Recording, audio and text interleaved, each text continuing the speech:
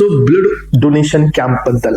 तर एस्पिरंट्स काय असे क्रायटेरियाज असतात तुम्ही पाहू शकता. वेगवेगळ्या लोकेशनला, वेगवेगळ्या सेलिब्रेशनला, वेगवेगळ्या अॅनिव्हर्सरीला आपण पाहतो. बर्थ अॅनिव्हर्सरी असेल किंवा अजून कुठली अॅनिव्हर्सरी असेल तर त्या केसमध्ये सो ब्लड डोनेशन कॅम्प हा ऑर्गनाईज केला जातो.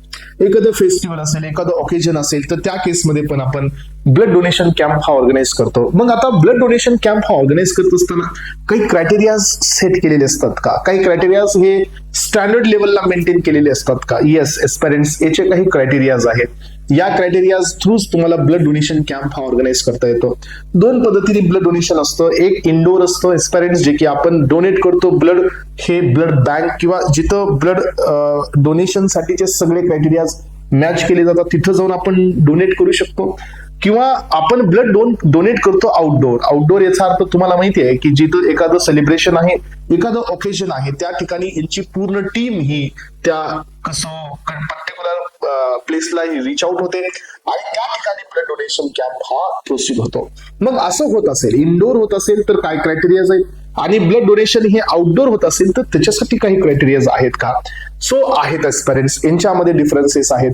आणि दुसरी गोष्ट म्हणजे काय की ब्लड डोनेशन हे कोण ऑर्गनाईज करतं?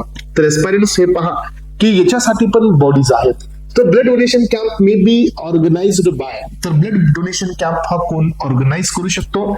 So a licensed regional blood transfusion centre. म्हणजे रिजनल म्हणजे काय एस्पिरंट्स की त्या विभागीय जे सेंटर आहे, रिजनल सेंटर म्हणजे विभागीय सेंटर आहे जिथं ब्लड ट्रान्सफ्युजन सेंटर म्हणून त्यांना ओळखलं जातं, तर तो ब्लड डोनेशन कॅम्प हा ऑर्गनाईज करू शकतो. यानंतर लायसन्स्ड गव्हर्नमेंट ब्लड बँक, जे गव्हर्नमेंट थ्रू ऑपरेट केलेल्या जे ब्लड बँक्स असतात, ज्यांना लायसन्स इश्यू करण्यात आलेले आहेत, तेही या ब्लड डोनेशन कॅम्पला ऑर्गनाईज करू शकतात एस्पिरंट्स. यानंतर Indian red cross society, yes, तर ही एक सोसायटी आहे एस्पिरंट्स. तर ह्या सोसायटीच्या अंडरमध्ये आपण ब्लड डोनेशन कॅम्प ऑर्गनाईज करू शकतो. That society is non as Indian red cross society. तर हे काही ग्रुप ऑफ पीपल्स एकत्र येऊन त्यांनी ही सोसायटी इस्टॅब्लिश केलेली आहे फॉर द जनरल पर्पज, जे की सगळ्यांना रिझनेबल टाइमला हे ब्लड अवेलेबल व्हावं त्यासाठी ही एक अशी सोसायटी इस्टॅब्लिश करण्यात आली ज्यांना ब्लड डोनेशन कॅम्प ऑर्गनाईज करण्यासाठी ती ऑथॉरिटी गव्हर्नमेंट कडून देण्यात आलेली आहे. मग एस्पिरंट्स, सो याच्यामध्ये काही नोट पॉइंट आहेत आणि सी हेच तर ते बीट आहेत जे की तुम्हाला एक्झाम मध्ये येण्याचे चान्सेस आहेत. तर एस्पिरंट्स काय असं आहे याच्यामध्ये जे की तुम्ही थोडंसं इथं क्युरियोसिटी ऐकाल. हे पहा, the designated regional blood bank transfusion centre shall be a center approved and designated by the blood transfusion council constituted by the state government. मग आता तुम्हाला माहिती असायला पाहिजे जे रिजनल ब्लड ट्रान्सफ्युजन सेंटर आहे यांना कोण अप्रूव्ह केलेलं आहे एस्पिरंट्स? सो हे अप्रूव्ड आहे, डेझिग्नेटेड आहे by the blood transfusion council. Yes, तर ही एक काउन्सिल आहे. जसं आपल्याकडे फार्मसी काउन्सिल आहे तसं इथं पण एक काउन्सिल आहे ज्याच्यामध्ये ग्रुप ऑफ मेंबर्स आहेत. सो त्या काउन्सिल थ्रू हे सेंटर अप्रूव्ड असायला पाहिजे, डेझिग्नेटेड असायला पाहिजे. So constituted by state government. आणि हे जे काउन्सिल आहे ही कोण कॉन्स्टिट्यूट केली, म्हणजे कोण बनवली किंवा कुणाच्या अंडरमध्ये ही फॉर्म करण्यात आली? तर ही स्टेट गव्हर्नमेंटच्या अंडरमध्ये ही फॉर्म करण्यात आलेली आहे एस्पिरंट्स. मेन पर्पज काय या रिजनल बॉडीचं? मेन पर्पज आहे या रिजनल बॉडीचं to collect, process and distribute the blood and its component. तर मेन पर्पज हेच आहे की तुम्ही ब्लडला कलेक्ट करा, त्याच्यावरती प्रोसेसिंग करा, आफ्टर प्रोसेसिंग तुम्ही त्याला डिस्ट्रीब्यूट करा. एक तर तुम्ही ब्लडला द्या, नाहीतर त्याच्या कॉम्पोनंट्सला द्या. कॉम्पोनंट्स मध्ये ज्याला आरबीसी पाहिजे त्याला आरबीसी द्या. सो एस्पिरंट्स, तुम्ही मला सांगा, those who are suffering from the anaemia, so त्यांना आपण ब्लड देतो का? सांगा बरे. नाही देत असतो एस्पिरंट्स. जर आपण त्यांना ब्लड देत असाल होल ब्लड तर काय होईल एस्पिरंट्स? त्यांच्या बॉडीमध्ये आरबीसीची कमतरता आहे, त्यांच्या बॉडीमध्ये डब्ल्यूबीसी नॉर्मल आहे. पण तुम्ही ज्याला होल ब्लड डोनेट करणार त्यावेळेला आरबीसी सोबत डब्ल्यूबीसी बी आपण देणार. तर या केसमध्ये काय होईल की येस की अॅनिमिया हा काउंटरॅक्ट होईल, आरबीसीचा काउंट वाढेल एस्पिरंट्स, पण तिकडे गेलो आपण तर ल्युकोसायटोसिस होईल. म्हणजे काय? डब्ल्यूबीसीचा काउंट हा आपला नॉर्मल पेक्षा जास्त जाईल. याचा अर्थ if someone is suffering from the anaemia then तुम्हाला तिथं आरबीसीच द्यायचे. Someone is suffering from the thrombocytopenia तिथे तुम्हाला प्लेटलेट्सच द्यायच्या. याचा अर्थ काय की नॉर्मल केसमध्ये कंडिशन काय आहे याच्यावरती गोष्टी डिपेंड असतात. जसं की एखाद्याला प्लेटलेटची गरज आहे then you can not give the entire blood. एखाद्याला समजा RBC ची गरज आहे, then again you can not give the entire drug. If anyone wants the WBC, तुम्ही एखाद्याला पूर्ण WBC, सो पूर्ण ब्लड नाही देऊ शकत इन्स्टेड ऑफ द WBC. याचा अर्थ काय की इथं ब्लड डोनेशन हे पण आहे किंवा ब्लडचं कॉम्पोनंट्स पण आहेत. तर एस्पिरंट्स तुम्ही म्हणाल की सर मी कधी ब्लड कॉम्पोनंट्स डोनेट नाही केले. एस्पिरंट्स आपल्याला करता येतात. नाउ डेज या ऍडव्हान्स टूल्स, या ऍडव्हान्स टेक्निक एक्झिस्टेड आहेत की तुमच्या बॉडीमधून एका टायमाला फक्त प्लेटलेट्स घेतले जाऊ शकतात. तुमच्या बॉडीमध्ये एका टायमाला फक्त प्लाझ्मा घेतला जाऊ शकतो. तुमच्या बॉडीमध्ये एकाच टायमाला फक्त आपण WBC घेऊ शकतो. याचा अर्थ काय की नाउ डेज या प्रोसिजर अवेलेबल आहे. तुम्हाला मी पाठीमागच्या लेक्चरमध्ये याच्याबद्दलच एक्सप्लेनेशन दिलं होतं एस्पिरंट्स की how it is possible. So एक सेपरेशन मशीन असते ज्याच्यामध्ये आपलं ब्लड एंटर करतं, ते सेपरेशन होतं आणि रिमेनिंग ब्लड हे वापस आपल्या बॉडीमध्ये रिसर्क्युलेट केलं जातं by getting the separation of plasma, by getting the separation of the platelets or anything else. So असं पॉसिबल आहे एस्पिरंट्स. किंवा अजून एक पॉसिबिलिटी काय असते की आपण होल ब्लड डोनेट कराल आणि हे होल ब्लड डोनेट केल्यानंतर हे ब्लड बँकमध्ये जाईल आणि तिथं ते सेपरेट होईल. ही पण एक पॉसिबिलिटी असते. So there are 2 ways to get the blood products, not entire whole blood, right. So there are 2 ways to get the blood product. याचा अर्थ की प्रोडक्ट बनवण्यासाठी एक तर डायरेक्टली मिळू शकतो किंवा सो ब्लड प्रोडक्ट हे सो तुम्ही सेपरेशननी मिळवू शकता होल ब्लड पासून. म्हणून या ठिकाणी हे जे काउन्सिल आहे हे काउन्सिल इस्टॅब्लिश करण्यात आलं गव्हर्नमेंटच्या अंडरमध्ये आणि इथं रोल आहे स्टेट गव्हर्नमेंटचा एस्पिरंट्स. आणि हे स्टेट गव्हर्नमेंटच्या अंडरमध्ये हे काउन्सिल दिलं आणि ह्या काउन्सिलने अप्रुव्हल केलं blood. So regional blood transfusion सेंटर्सला ज्यांचं काम आहे ब्लडला कलेक्ट करा, त्यानंतर प्रोसेसिंग करा, डिस्ट्रीब्यूट करा ब्लडचं किंवा त्याच्या कॉम्पोनंटचं. यानंतर पहा the designated regional blood transfusion centre, government blood bank आणि इंडियन रेड क्रॉस सोसायटी हे जे 3 जण होते जे ब्लड कॅम्प ऑर्गनाइज करणारे आहेत एस्पिरंट्स, शाल intimate within a period of 7 days. So लक्षात ठेवा the venue where the blood camp was held and the details group wise blood units collected in the said camp to the licensing authority or the central licensing approving authority. याचा अर्थ काय माहिती का एस्पिरंट्स? याचा अर्थ simple आहे. जर तुम्ही या 3 बॉडींना परमिशन आहे ब्लड डोनेशन कॅम्पला ऑर्गनाइज करण्याची, जसं तुम्ही ब्लड डोनेशन कॅम्प ऑर्गनाइज केला तुमच्या अथॉरिटीने, सो तुम्हाला यांना परमिशन तर ऑलरेडी दिलेली आहे, तुम्ही तो ब्लड डोनेशन कॅम्प हा ऑर्गनाइज केला, तर after 7 days, sorry within 7 days, not after 7 days, within 7 days तुम्हाला ह्या हायर अथॉरिटीला म्हणजे काउन्सिलला, ब्लड काउन्सिलला यांना तुम्हाला हायर, हे पहा सेंट्रल लायसन्स अप्रूव्हिंग अथॉरिटी म्हणजे हायर अथॉरिटी. सो ज्यांना तुम्हाला विदिन 7 days हे सांगायचंय की blood was collected from the particular area, so this area blood was collected from this area असं तुम्हाला सांगायचंय. म्हणजे वेन्यू जिथून तुम्ही ब्लड हे घेतलंय किंवा जिथं ब्लड कॅम्प हा तुम्ही सो ऑर्गनाइज केला होता त्यासोबत तुम्हाला डिटेल्स सांगायचे आहेत की A पॉझिटिव्हचे किती ब्लड बॅग्स आता तिथं अवेलेबल आहेत आफ्टर द डोनेशन. म्हणजे तुम्हाला ब्लड डोनेशन झाल्यानंतर A पॉझिटिव्हचे किती डोनर्स आले, B पॉझिटिव्हचे किती डोनर्स आले, सो AB पॉझिटिव्हचे किती डोनर्स आले, O पॉझिटिव्ह O निगेटिव्हचे किती डोनर्स आले आणि जे काही तुमच्याकडे डेटा इथं या ठिकाणी सो रेडी झालेला आहे हा डेटा तुम्हाला विदिन 7 days या हायर अथॉरिटीला सबमिट करायचा असतो. ठीक आहे. चला मग आता तुम्हाला माहिती असू द्या की ब्लड डोनेशन कॅम्प रिक्वायरमेंट्स काय. मग आता साधी गोष्ट आहे, जसं तुम्हाला मी सांगितलं की जर हे विदिन विदिन म्हणजे इस्टॅब्लिश्ड लॅब्स वगैरे इथं होत असेल तर मग याचे क्रायटेरिया एवढे हायर लेवलला नाहीत, फक्त तुम्हाला स्टाफ मेंटेन करायचं आहे. पण जरी हे ब्लड डोनेशन कॅम्प हा आउटडोर होत असेल तर मग त्या केसमध्ये थोडेसे क्रायटेरिया तुमचे ऍडिशनल असतात एस्पिरंट्स. सो पहिल्यांदा तर तुम्ही जिथं ब्लड डोनेशन करताय तिथं कंटिन्युअस आणि अनइंटरप्टेड इलेक्ट्रिकल सप्लाय असायला पाहिजे. जे इक्विपमेंट्स तुम्ही वापरताय यांना कुठल्याही प्रकारचं इंटरप्शन नाही झालं पाहिजे.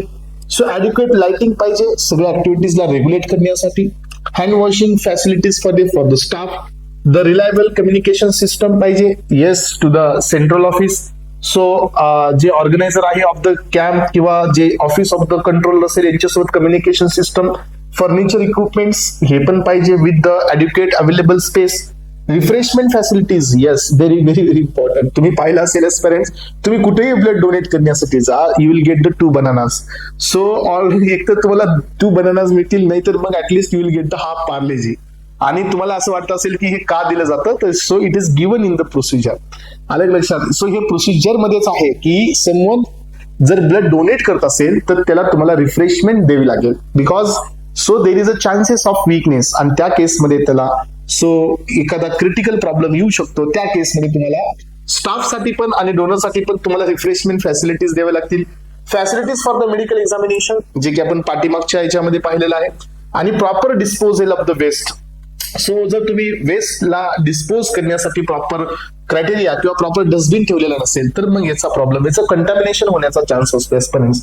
मग आता तुम्हाला हे लक्षात ठेवायचं की जर हेच ब्लड डोनेशन कॅम्प तुम्ही आउटडोर ठेवत असाल तर, सो आउटडोरचा अर्थ असा असतो जिथं तुम्ही जिथं तुम्हाला ह्या सगळ्या फॅसिलिटीज अवेलेबल नाही आहेत, त्या ठिकाणी जर तुम्ही हा ब्लड डोनेशन कॅम्प देत असाल एस्पेरेंट्स, सो जर ब्लड कलेक्शन किंवा ब्लड डोनेशन होत आहे, 50 to 70 डोनर्स आहेत, आणि जर तुम्ही 3 hours मध्ये हे सगळे डोनेशन कम्प्लीट करणार आहात, किंवा सो तुम्ही 100 to 200 डोनर्स आहेत आणि 5 hours मध्ये तुम्ही हे सगळे डोनेशन जे काही आहे प्रत्येकाचं हे तुम्ही जर टास्क कम्प्लीट करणार असाल तरच हे क्रायटेरिया इथं तुम्हाला कम्प्लाय करावं लागतात एस्पेरेंट्स. मग यामध्ये तुम्ही इथं पहा की इथं तुम्हाला ब्लड डोनेशन करायचे आउटडोर मध्ये, तर तुम्हाला आता इथं काय लागणार आहे, इथं वेगळा स्टाफ लागणार आहे. सो तुम्ही ब्लड डोनेशन करताय आउटडोरला तर तुम्हाला इथं वेगळा स्टाफ लागणार आहे aspirants. So 1 medical officer, 2 nurse, so 2 nurses or the phlebotomist for the managing the 6 to 8 donors table. म्हणजे एका टाइमाला सो 6 ते 8 जणांना मॅनेज करणाऱ्या या ठिकाणी आपल्याकडे फ्लेबोटोमिस्ट म्हणजे काय, सो जे की ब्लडचं एक्सट्रॅक्शन प्रोसेस जी कम्प्लीट करतील, राईट, तर ते 2 nurses असतील, किंवा ते 2 मेडिको सोशल वर्कर्स, जे यांच्यासोबत 2 काय पाहिजेत, मेडिको सोशल वर्कर, जे मेडिकल मध्ये असणारी सोशल वर्किंग दाखवतात. 3 blood bank technicians, so blood bank technician 3 पाहिजेत. 2 अटेंडंट्स म्हणजे 2 पाहिजेत, जे की तुमची सगळी नोंदणी वगैरे करून घेतील.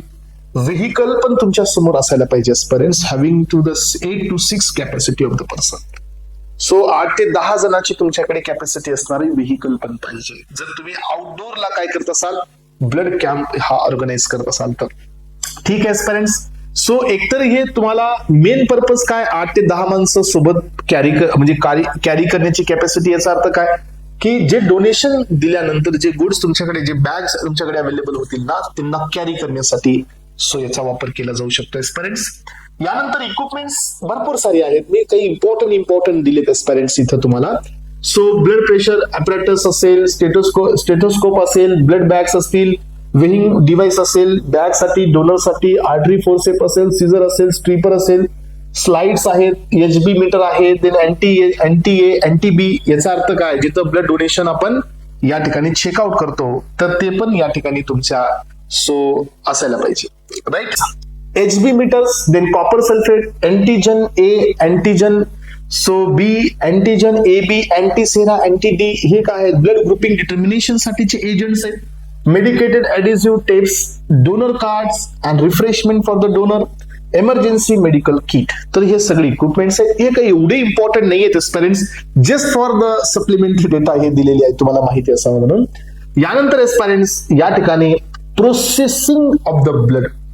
सो ब्लडची प्रोसेसिंग कशासाठी, कॉम्पोनंट्स बनवण्यासाठी, right. So processing of blood components from the whole blood. म्हणजे काय की आता आपल्याला काय बनवायचे, येस आपल्याला बनवायचे ब्लड कॉम्पोनंट्स, आणि कुणापासून बनवायचे तर होल ब्लड पासून, पूर्ण ब्लड पासून आपल्याला बनवायचे ब्लड कॉम्पोनंट. चला तर एस्पेरेंट्स या टॉपिक मध्ये आपण आता डिटेल मध्ये घेत आहोत next part from the blood, that is the blood components. So the production म्हणू शकता और सेपरेशन म्हणू शकता of the blood components from the whole blood. हे कसं होत आहे आणि हे कसं पॉसिबल आहे हे पण आपल्याला या लेक्चर मध्ये पाहायचं एस्पेरेंट्स. तर हे पहा, so blood components shall be prepared. आपण हे जे ब्लड कॉम्पोनंट्स असतात यांना आपण बनवतोय, कुठून बनवतोय aspirants, so prepared by blood banks as a part of blood bank service. मग आपण हे जे ब्लड प्रोडक्ट्स बनवतोय, ब्लडचे कॉम्पोनंट्स बनवतोय, हे ब्लड पासूनच बनवतोय aspirants. We don't have such things we can synthesise the RBC. नाही आपल्याकडे ती पॉसिबिलिटी. So if you want RBC then you have to take from the whole blood only. So if you want to synthesise platelets then तुम्हाला platelets हे blood मधूनच घ्यावे लागतील. As such we don't have any other route to synthesise the platelets outside the body. बॉडीच्या बाहेर आपण यांना नाही बनवू शकत एस्पिरंट्स. मग आता या ठिकाणी आपण पाहतो की हे ब्लड प्रोडक्ट्स प्रिपेअर करणं हे ब्लड बँकचं काम आहे as the blood bank service.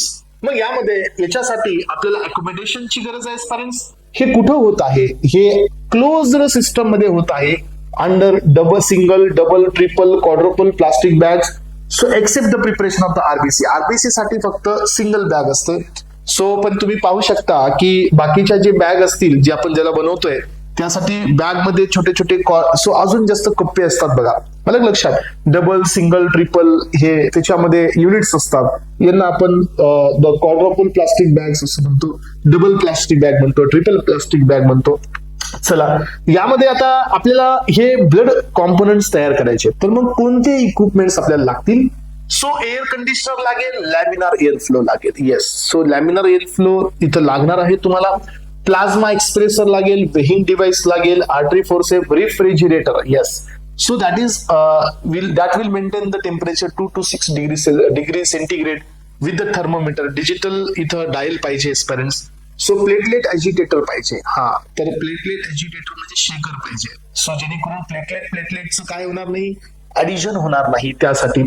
So deep freezer पण पाहिजे एस्पिरंट. तुम्ही आतापर्यंत ऐकले का डीप फ्रीजर? हे नायपर मध्ये तुम्ही गेल्यानंतर तुम्हाला पाहायला मिळतात. सो डीप फ्रीजर्स असतात. आपल्या पण घरी जो नॉर्मल फ्रीज असतो ना त्याच्यामध्ये पण डीप फ्रीज असतो, पण त्याचं नॉर्मल टेम्परेचर म्हणजे डीप फ्रीजचं जे टेम्परेचर असतं हे ऑलमोस्ट -20 डिग्री सेल्सिअस असतं. पण इथं जे डीप फ्रीजर आहेत एस्पिरंट्स यांचं टेम्परेचर पहा -30 to 40 डिग्री सेंटीग्रेड और up to -78 to 80 degree centigrade पर्यंत असतं मायनस मध्ये. सो इथं मायनस मध्ये म्हणजे झिरोच्या पाठीमागे एवढे टाइम्स असतात, एवढं हे मायनस मध्ये असतं. सो रेफ्रिजरेटर वॉटर बाथ असतो. Then for the plasma thawing म्हणजे काय की हे थॉ सायकल असते. Liquid solid this is called the thaw cycle. So insulated blood bag containers so जे की टेम्परेचरला मेंटेन करतील. यानंतर एस्पिरंट्स सो तुम्हाला हे इक्विपमेंट्स तर नॉर्मल आहेत, हे कधी जास्त डीप मध्ये विचारले जाणार नाहीत, पण हे मात्र विचारले जाऊ शकतात एस्पिरंट्स की प्रोसेसिंग करत असताना कोणता स्टाफ लागतो. तर प्रोसेसिंग करत असताना मेडिकल ऑफिसर लागतो, टेक्निकल सुपरवायझर लागतो, ब्लड बँक टेक्निशियन लागतो आणि रजिस्टर नर्स लागते.